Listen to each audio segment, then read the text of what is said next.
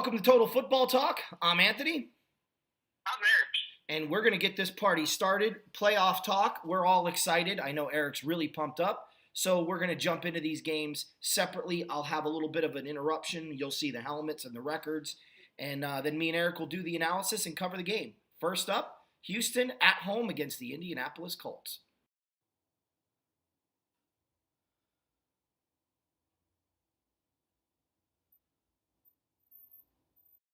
All right, Eric. Colts against the Texans. Who do you got and why? All right, well, this is going to be, I know it's the first game of the playoff weekend, but I actually think it's going to be one of the more eventful games of the weekend. They split their season series 1-1, each winning at the other's place, which, very interesting on how both games go won. Texans won in Indianapolis in overtime, and, the Indianapolis Colts possibly could have had a home game if they played to the tie. Just saying. Comes back. Alas, they go down to Houston, and they win. Both games were decided by a field goal. I don't think it's going to be that close. T.Y. Hilton has 314 yards receiving alone against the Houston Texans. That is 24.7% of his receiving yards is all against one team. He finished the year with 1,270 yards receiving. Wow. He is not practicing on Wednesday, but that's okay. The Indianapolis Colts knew that before this was even going to happen, and they're like, as long as he's ready to play, he's going to play. And guess what? Hilton is going to play because he's not going to let the playoffs stand in the way of him not playing. Yeah. The Colts have a little bit more dynamic offensive weapons. They can protect Luck. As the Texans cannot protect Watson, he was sacked over 60 times in the regular season alone. They also lost Demaryius Thomas a couple of weeks ago, so their two big targets are DeAndre Hopkins and Justin Thomas, tight end, along with trying to get the run game going with Lamar Miller, Alfred Blue, and even Watson himself. And Watson has done a lot with his legs. I expect the trend to continue, but I think the Colts are going to take this game, go on the road as a 6 seed, beat the Houston Texans, hold your overalls, 31-20 Indianapolis. Wow. Look, let me ask you a question. How much of an advantage is it for the Colts that they basically had to play a playoff game on Sunday night against the Titans on the road?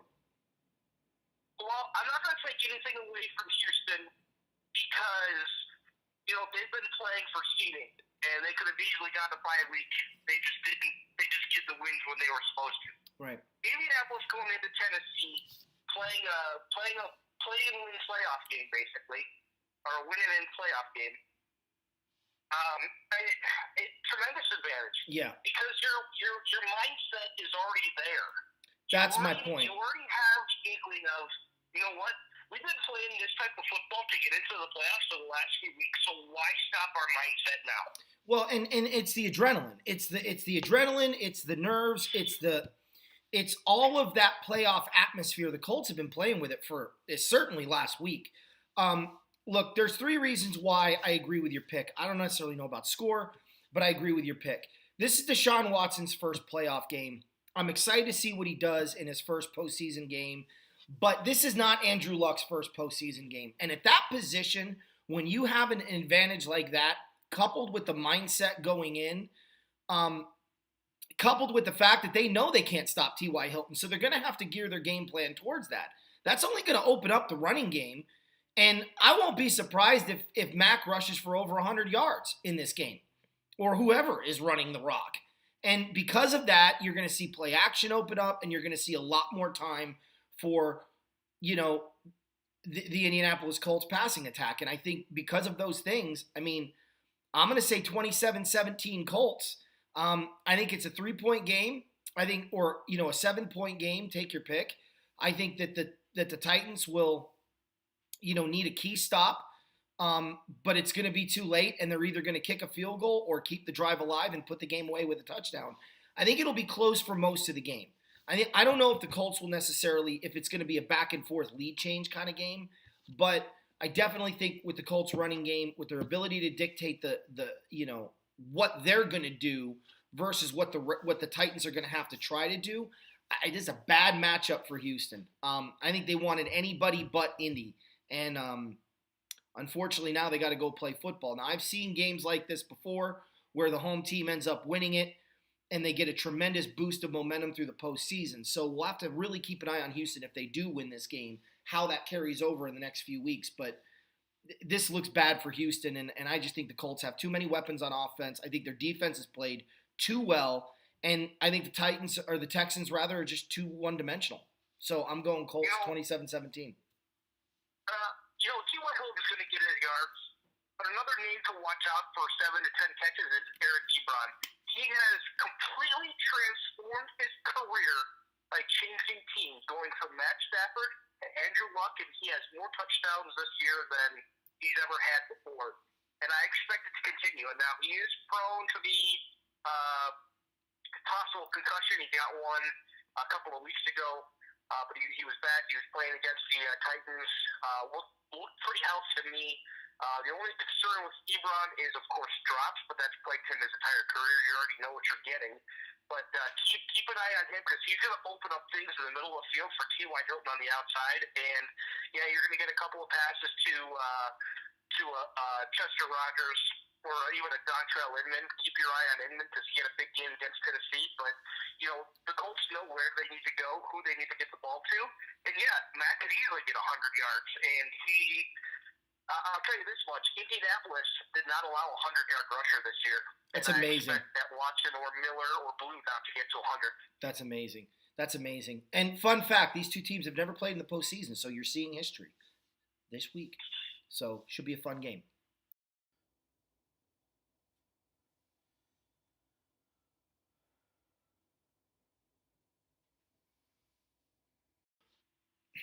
All right, there's one thing I want to say about this next upcoming game. It is a rematch of what was arguably one of the most thrilling wild card games in recent memory when these two teams played. One of the things that irritated me about that game was everybody was like, why was Tony Romo the holder? Because quarterbacks handle the ball more than anybody else, and who better to handle the football in the event that there's a mix-up on the snap? You don't have a punter trying to throw the ball down the field. You've got your starting quarterback. When I coached, my starting quarterback was the holder all the time. Because if I was going to do a fake, I didn't want them to be alerted that there was a fake because a quarterback was in. And I'm certainly not going to trust an out-of-shape punter to handle that situation. I know NFL changed its trend right around the time Romo was the holder. But for years, that was the method to use. Either your backup or your starter handled the snap. It's been bugging me for a long, long time. It was a tough loss for Dallas. Dallas is home. Dallas has Ezekiel Elliott. The Seahawks have given up monster points and yardage this year on defense. For all of the talk that they're rejuvenated and that they made the playoffs and that look at how great this team is, they're playing the one team they didn't want to have to play. They beat Dallas when Dallas was playing terrible, and they had Earl Thomas. Well, one middle finger and a cart later, I should say, they don't have Earl Thomas anymore, and Dallas ain't the same Dallas team. At home, Ezekiel Elliott is going to find a lot of running lanes through this defense. And if he doesn't, that's fine. They can dump it off to him because Seattle's also shown a real inability to stop a pass-catching running back. Dak Prescott's not going to win this game. The Cowboys' defense is going to be swarming, suffocating. I'm predicting 3 sacks, 2 turnovers. One of them will be a fumble. And I think that the Dallas Cowboys are going to control the clock from beginning to end in this football game. And I got Dallas winning this one 21-10 in Big D. The Cowboys will advance. They will go on to New Orleans, possibly, depending on how the Bears and Eagles game goes. But I think this game is going to be one of those. First quarter, it's going to be nip and tuck. Dallas is going to get a big break, probably that turnover I talked about, and that's it. They're going to lock that game down, and Seattle ain't going to do much with it. Remember, this is the same Cowboy team in that building that shut down the New Orleans Saints when they were red, smoking hot.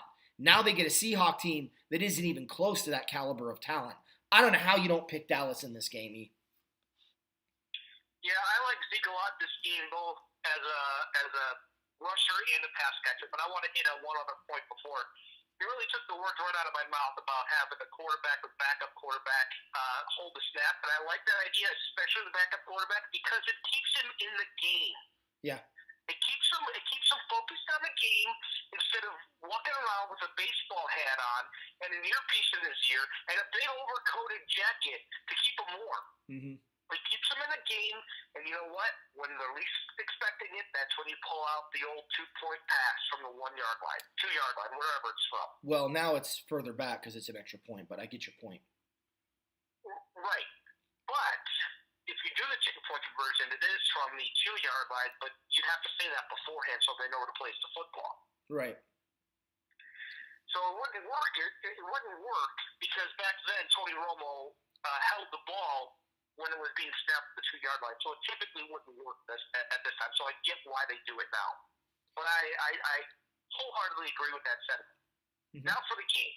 Zeke's going to have a huge game. 100 yards receiving, and probably 100 yards rushing, and probably 75 yards or more receiving. I am interested to see in this game the Amari Cooper, which Amari Cooper the Dallas Cowboys are getting. Are they getting the Oakland Raiders Amari Cooper? Or are they getting the Dallas Cowboys who went off after they traded for Cooper, Amari Cooper? Because if Cooper can have a big game in the playoffs, the team is dangerous. Because not only do you have your weapon on the outside, but you also have your running back who can create havoc wherever he is on the field. Now, I do have one question for you.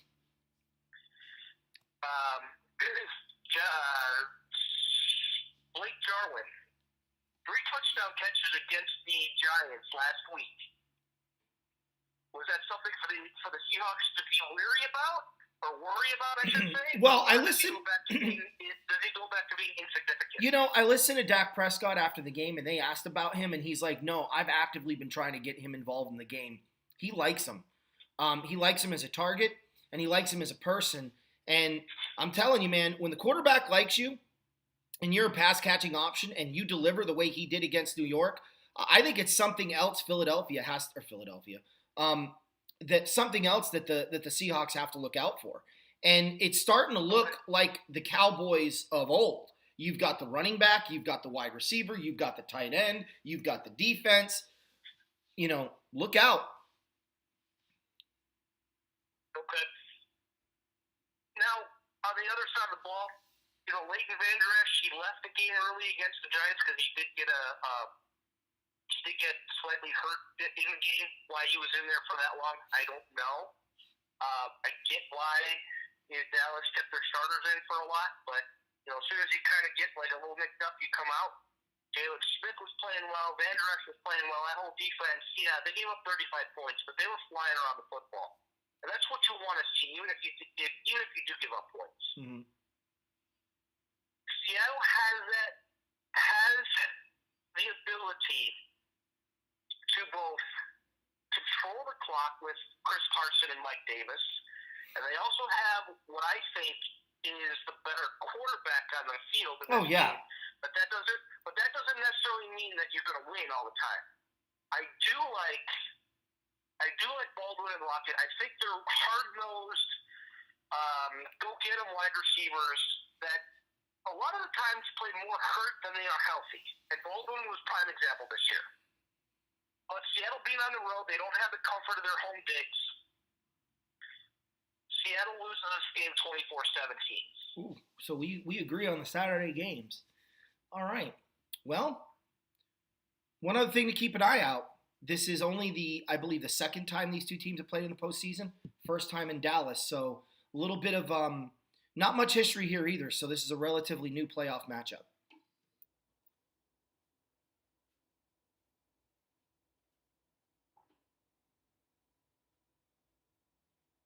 Baltimore at home against the Chargers. This is where E and I start to disagree. So if everything goes the way me and Eric think, on Saturday, you've got the Colts going to Kansas City.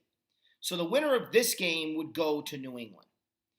I know what team New England is hoping they get. They're hoping they get Baltimore. So I'm sure Eric's going to give you all the reasons why they're going to end up playing the Ravens. But I'm going to tell you why they're not going to play the Ravens. For starters, the Chargers have now seen Jackson twice. And that's something he has not had that yet this year, where somebody has gotten a chance to play against them 2 times. I would normally say a cold weather stadium, warm weather team, this doesn't work out well for San Diego. But as we know, the Chargers don't play in San Diego. They barely play in California, period. If you were to take their home crowd, multiply it by 8, you would not get a sellout stadium. Let's just put that in perspective, okay? Their ticket sales have been atrocious in California. This is a road team, and they're going to need it. And the reason I like the Chargers in this game is really threefold. They've got a defense that can get after the quarterback. They've got linebackers that are quick enough to keep up with Jackson. They've got safeties that can make big plays. They've got a phenomenal ability to run the football, and they've got a really good, top-notch quality quarterback. The Ravens, they're old on defense, and they've had a really battered season. And people need to remember why this team didn't win 10 games this year. They're 9-6-1, right, Eric? Or are they 10-5-1? I don't have the thing.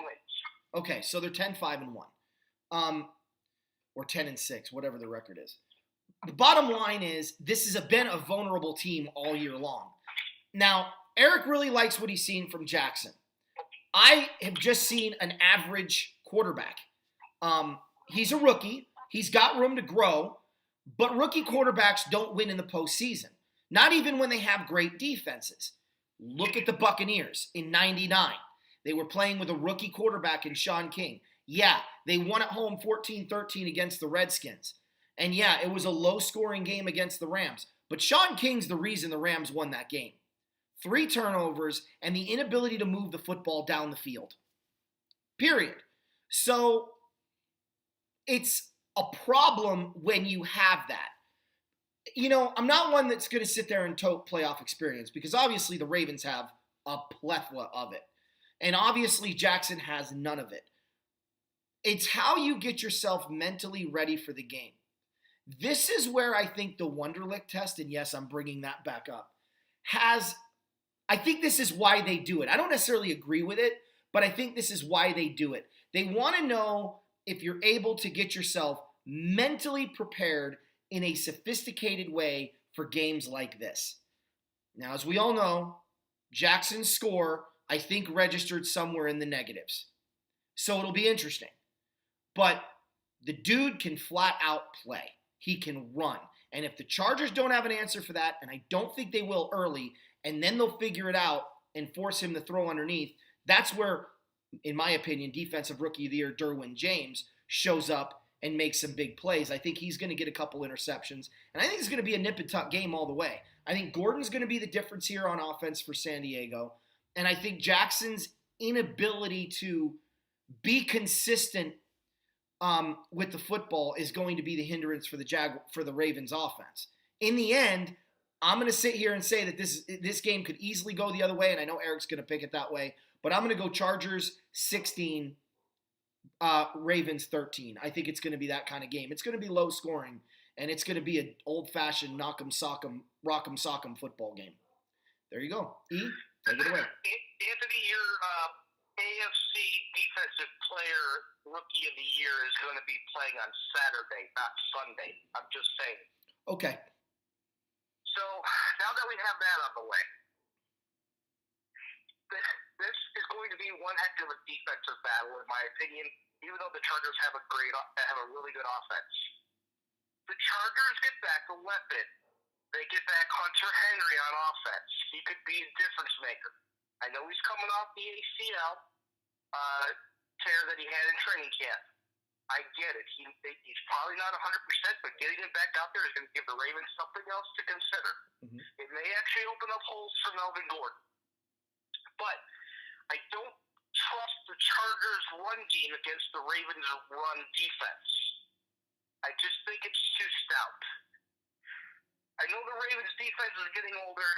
and Lamar Jackson has fumbled in 8 or 9 games straight this season so far, or however many he's played in a row. I just want to know who the Ravens are going to throw to. Are they going to throw to Mark Andrews? Are they going to throw to Gus Edwards, Kenneth Dixon, Crabtree? Well, we know he drops them. All right, so we got that out of the way. Baltimore's going to be rocking for this game. And probably for the last 2 weeks, I've been touting the Ravens to Anthony, and he can stand behind me on that. Yep. And he'll probably shake his head yes. Yep. I'll agree right now. Below was my Super Bowl pick. My Super Bowl pick was the Chargers. I'm going to tell you right now, the Ravens are going to win the game, but I'm picking the Chargers 17-16. Too much Philip Rivers to Keenan Allen and Mike Williams. I'm confused. Are you picking the Ravens or the Chargers? I'm telling you the Ravens are going to win, but because I'm sticking by my Super Bowl pick until next week, that is, I'm picking the Chargers because I'm not going to be that guy.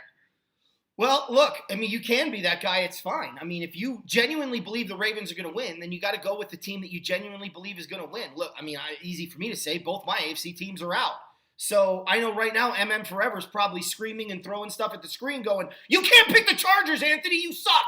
But I'm picking the Chargers. It's gonna be a fun game. If you're a fan of one of these two teams, I don't envy these kinds of games. It reminds me a lot of when the Rams played the Giants in '89. It was unnerving. Every single play was unnerving.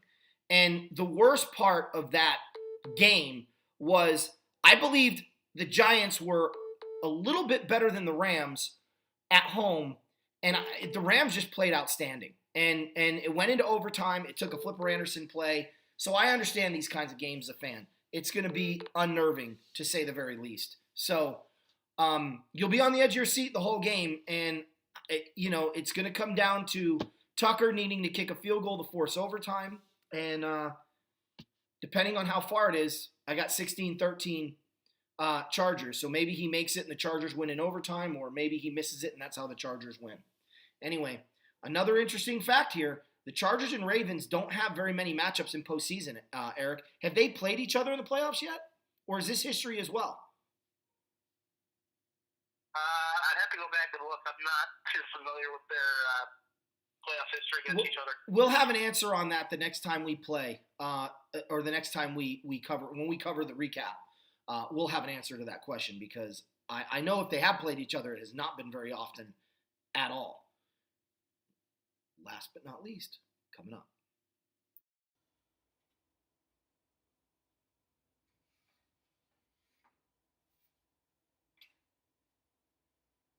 Guys, once again, been drinking that. Hopefully it's working. I hate the fact that I can't eat regular food, but that and an apple fills me up unbelievably. And for my fat rear end to get filled up on just an apple and a drink, you know it's doing something. All right, Eric. The best game of Wild Card Weekend, and I don't even think it's close.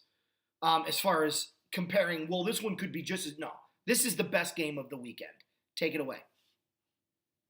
All right, so the Bears lead the all-time series 29-14-1. The first game ever played between the two franchises resulted in a 3-3 tie.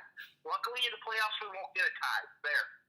The Eagles have won 10 of the last 15 games. The Eagles are 2-1 against the Bears in the playoffs, and that includes 2002 when they won by 2 touchdowns. That includes the Fog Bowl. The Bears won 20-12, and there was another wild card game back, I believe, in the 60s, maybe the 70s. I was looking at it earlier. I couldn't remember the year. 79. 79. Okay, 79. So Bears and Eagles don't have a history. Two hard-nosed working towns with some really rowdy fans, is what I can tell you. And we've all seen what Philly fans are like. They're a disgrace. Anyways, the Bears didn't take an easy way into the playoffs. They could have easily let Minnesota win and said, hey, you know what, why don't you come to Chicago with your inept offense and we'll play you and beat you here. But they decided not to. They decided to knock them out of the playoffs altogether.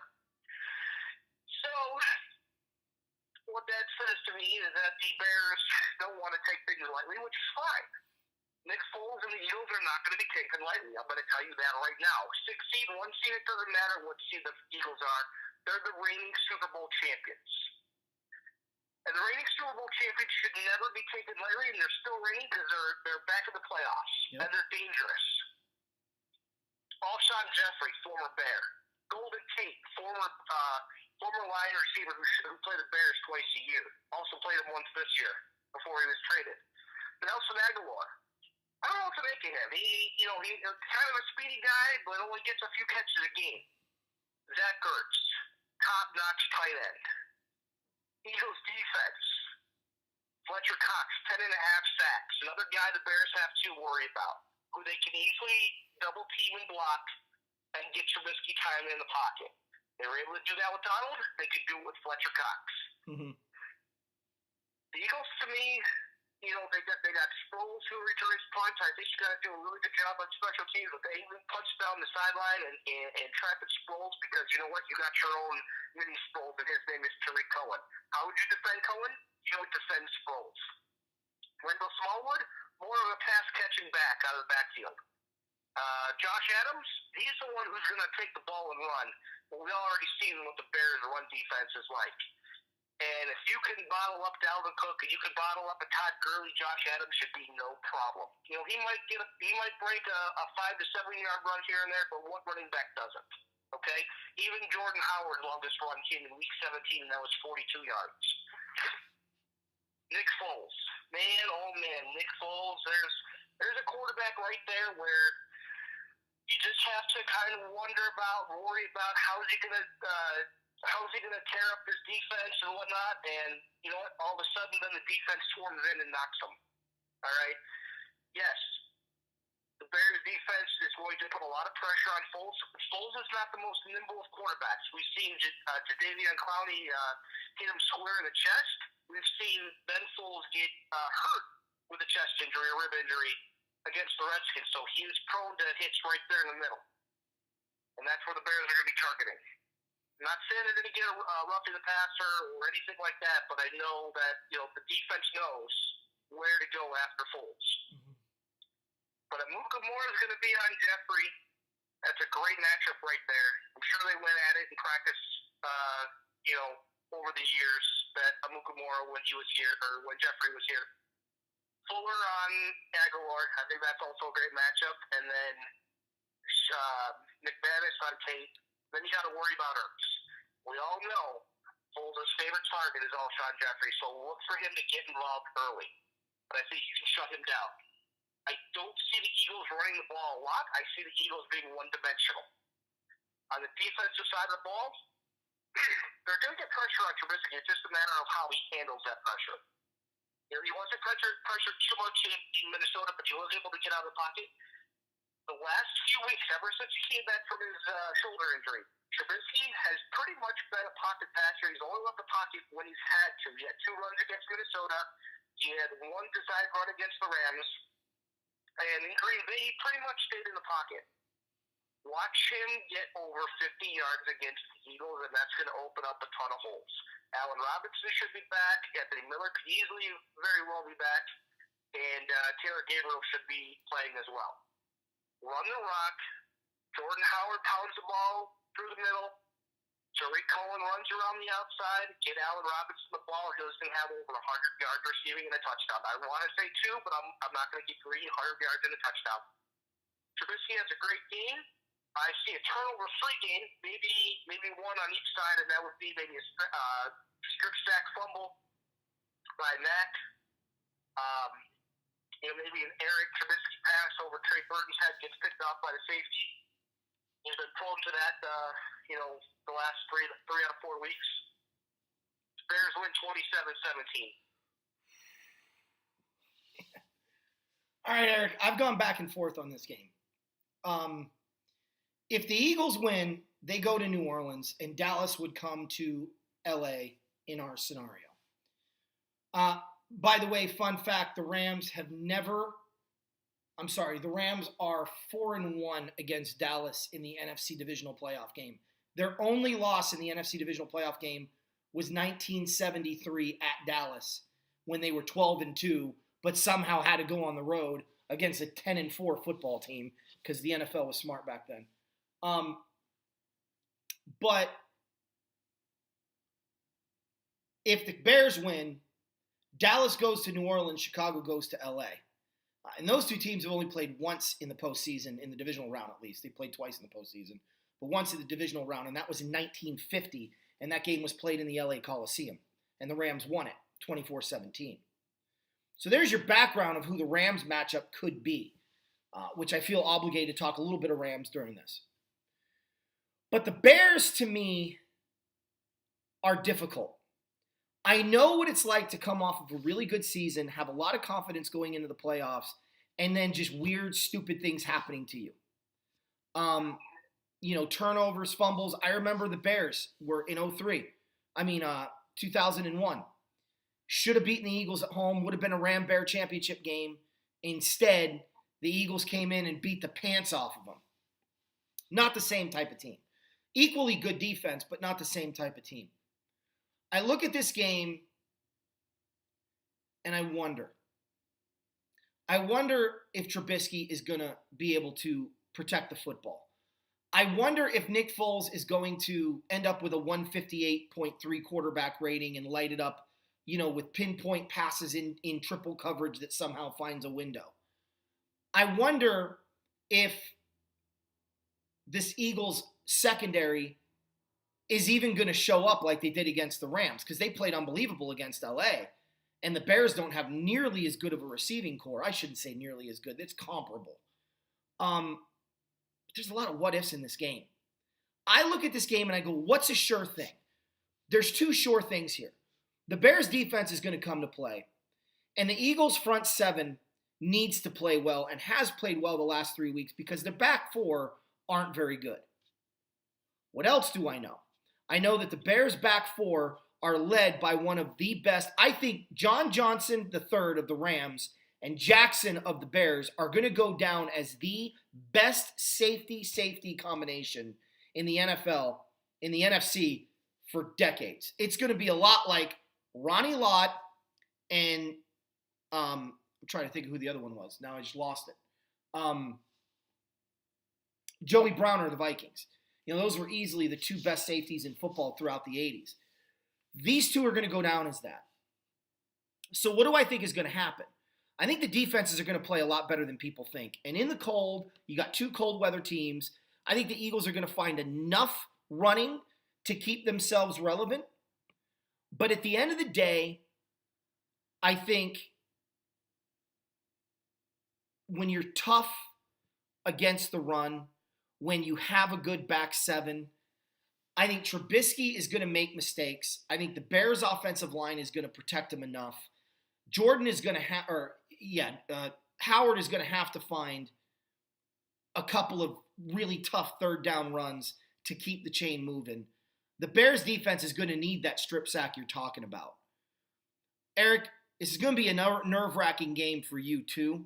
But at the end of the day, I just think that Mac brings an element to the defense that the Eagles haven't encountered yet in this run since Nick Foles has been quarterback. I'm going to go 20-13 Bears, and it could easily be 13-13 before that strip sack happens, and the Bears in the final 4 minutes score that touchdown to give them the lead, and Philly can't recover. But it's going to be nip and tuck the whole way through. So I'm going to go Bears in a close one, but I'm going to say 20-13, and I think it's 13-13 late in the fourth quarter before the Bears finally score that touchdown. Yeah, let's not forget the Eagles have scored 86 points in their last 3 games. All 3 games they needed a win, and they're averaging roughly about 27, 28 points a game. So we'll see how their averages out. I'll tell you right now, if they beat the Bears in Chicago, they're beating New Orleans in New Orleans. They're going on another run. I'm telling you that if that happens. I'm telling you. I know what you're thinking. Well, the Saints receivers are so much better than their secondary. Yeah, but that front four is so much better than the Saints offensive line. And Foles is playing out of his mind. And they weren't supposed to beat Philly. New England. They weren't supposed to beat Minnesota, so they weren't even supposed to beat Atlanta last year. So this could be this could be another Nick Foles run if they win. But I do think that strip sack is going to happen. I think Khalil Mack is going to remind the Raiders again why they're stupid and walk out of there with a dub, 20-13.